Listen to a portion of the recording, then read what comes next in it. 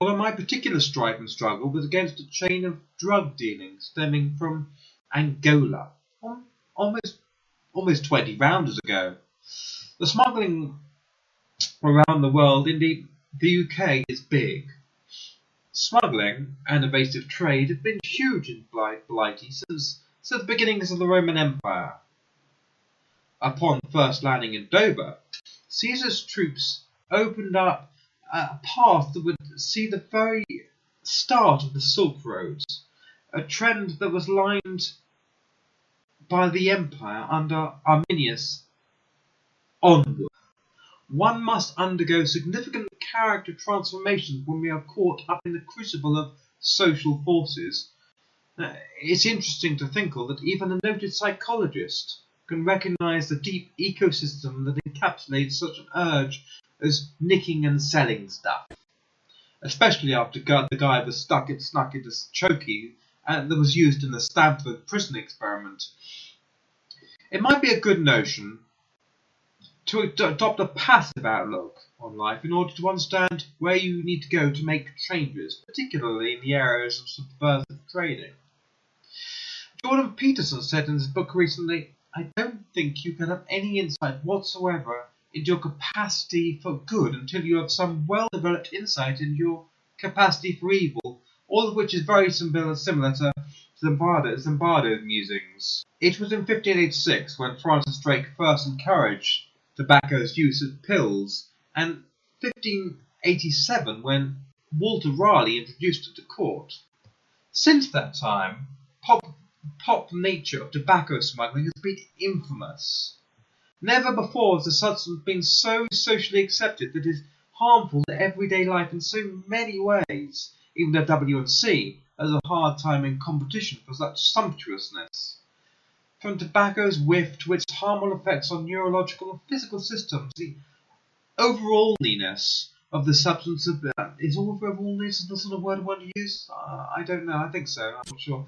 The overallness of such substance has been so pop in society and accepted as a rule up until the middle of the last century, one might say. Although it is now merely shoved to one side. But Drake and Raleigh's legacy is spreaded this day, leading to 4 people that have pleaded guilty to smuggling around £78,000 worth of tobacco from Afghanistan to the Middle East into an RAF base. An astounding achievement. Achievements are mostly based in truth, and truth, it is popularly said, is stranger than fiction. If I was to say that I managed to subversively shove or smuggle a batch of blueberry mushrooms across the yonder on the back of an Englande batch lusting bone, it would probably be construed as a bunch of winglebright. However, not all is apple grind as it seems. Such can be the nature of smuggling.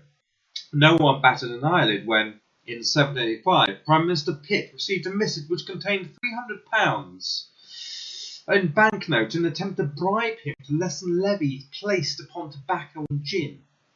Although this sort of corruption was the norm in Parliament at the time, rather like today in some ways.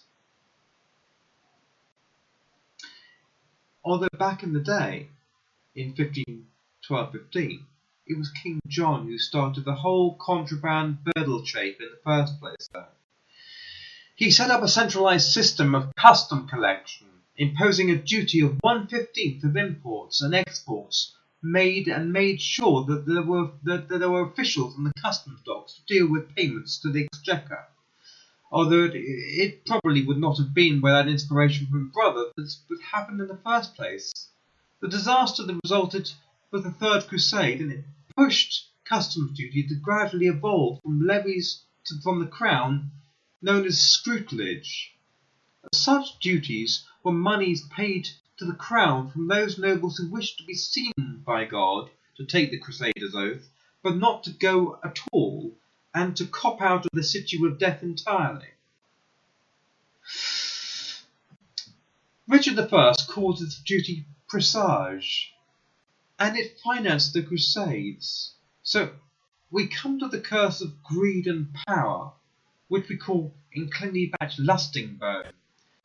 Yet again, it's a result of the root cause, which is the church, being often the cause. It's always at the pulse of it. The Englande lusting bone is a ruthless creature. It stalks the very corridors of lust and power, and when it strikes the maiden of deity, 'tis them that it grinds that power. That's the creature that throws up greed and a large platter of desire for power. Alcohol in Englande lusting bone smuggling is an ever so slightly different beast though. Evangelist John Woolsey, who founded the Methodist Church, described the trade as this accursed thing, smuggling. His hatred of smuggling led him to stymie drinking tea and to publish a strongly worded pamphlet in 1767, headed Word to a Smuggler.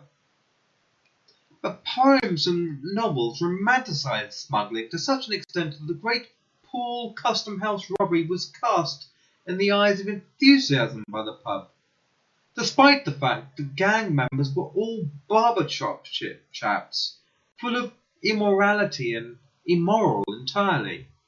The Englande lusting bone took place in 1747, that is to say, the Englande lusting bone of the Poole Customs House robbery. Tea was the prize, as well as a good barretting of rum. John Diamond, William Galloway, and Daniel Carter were the main geezers in the affair. Having divided up the tea and rum at Fordingbridge, Carter was eventually bumped off and tortured because of his treachery to the rest of the group, and the other two were tried at Newgate and hanged at Tyburn. Grinding sin justice is a tough bartering stone, I must say. All of this was nothing to the feuding that took place between the gangs of Marden and Goudhurst in the year of 1747. The cruel, deciduous revenge that the Hawkhurst gang pounded on the Goudhurst gang in Kent for dobbing them in their venture on the Poole Customs House was notable.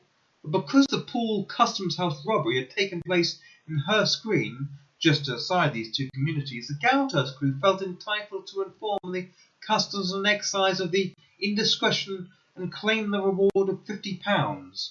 A terrible battle ensued between the two groups in 1747.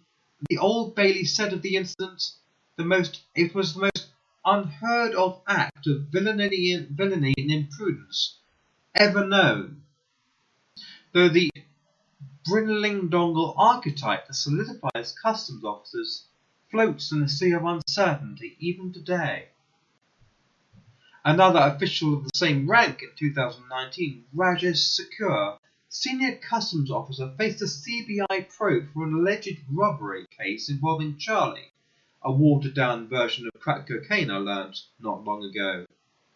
13 kilos was smuggled through a middleman for the admission of his son in Anna University, and Commissioner Modest Asif had been nabbed with masterminding and investigating in smuggling of the contraband snuff during the American Wars of Independence back in the day and the Napoleonic period.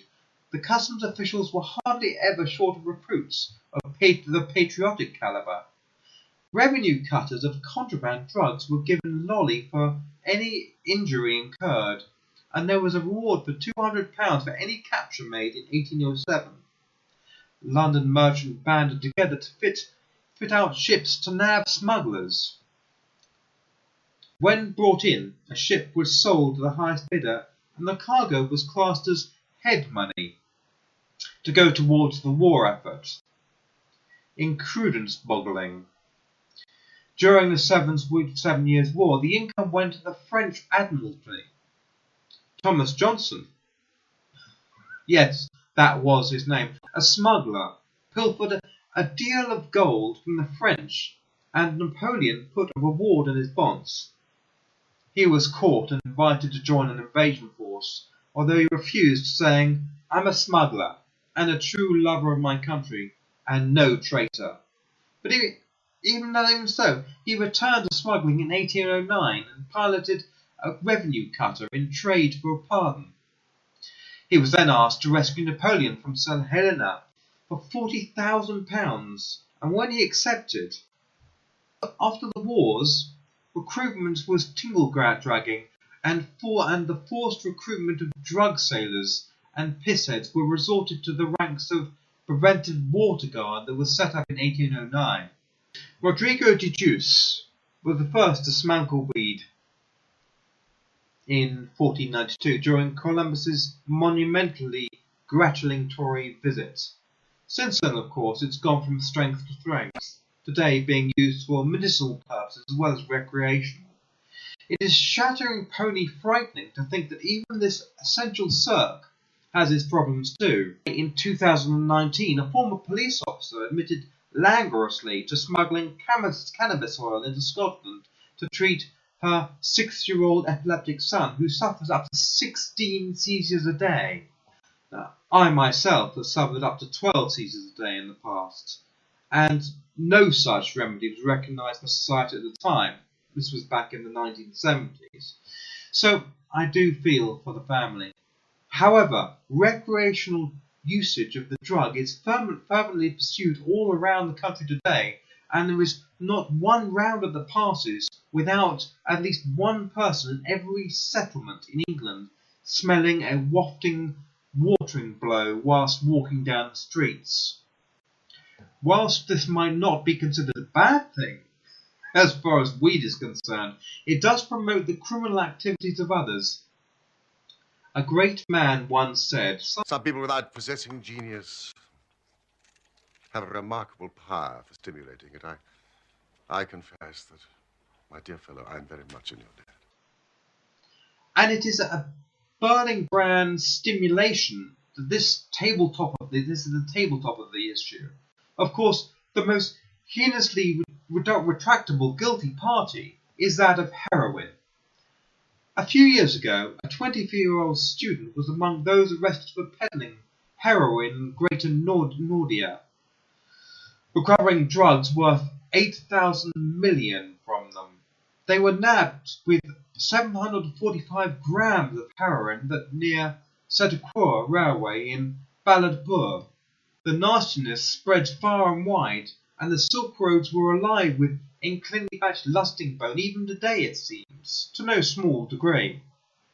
When King James wrote his Counterblast to Drugs in 1604, censoring and banning smuggling, he could barely have imagined the dire crusting full danger he was unleashing. And to that end, some 400 years later, it has become a fash market, partly due to its inherent cachet and forbidden nature. Not to mention, of course, the huge dosh involved in handling Knight's diversion. Forbidden fruit, one might say. We look at the information and drug smuggling today, and rifle at the insanity of it all, and fright Fairlight to consider. However, we fail to take into account the pestilence and strafcal that started it all. In 2010, the government of India compulsorily retired 15 commissioner-level officials of the Central Board of Indirect Taxes and Customs, charged with corruption, arm crunching and giving bribes, smuggling and even criminal conspiracy. The Modi government has intensified its efforts to clean up the bigwigs and retired 12 senior IRS officials from Income Tax Department over charges of corruption, sexual harassment, disproportionate assets under Rule 56 of the Central Services Rules. Insanity. But in the 1820s, 150 smugglers would get together where the smuggling vessel would arrive and split into 3 gangs, keeping others at hand while the vessel unloaded. The clash in 1820 at Herne Bay between the North Kent gang and the coastal blockade was a bottling bone brutal. Next month they were caught by the Lieutenant Doyle, who went to Dover clink.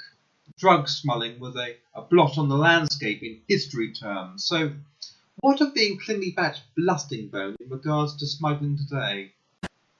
I recently had a conversation with an ex-drugs dealer that reminded me that my efforts to get around the drug smuggling ring that was operating out of Angola and through Nigeria was but a tip of the Pindle iceberg, prompting this posting today. So go on, chaps, give us a good clicking. Shakanaka.